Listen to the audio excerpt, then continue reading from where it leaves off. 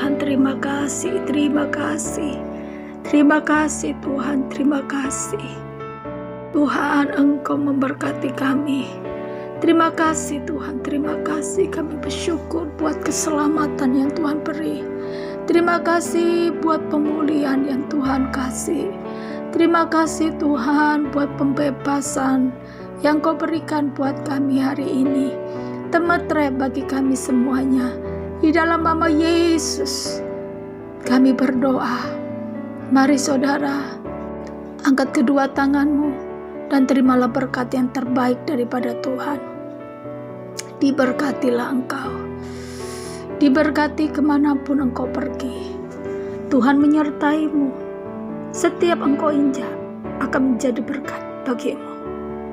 Diberkatilah rumah tanggamu. Diberkatilah keluargamu. Cita-cita masa depan anak-anakmu diberkati. Lumbung-lumbungmu penuh berkat ruah. Sebab Tuhan mencurahkan yang terbaik. Berkat Abraham, Ishak, dan Yakub tercurah atasmu mulai hari ini sampai selama-lamanya. Yang percaya, katakan amin.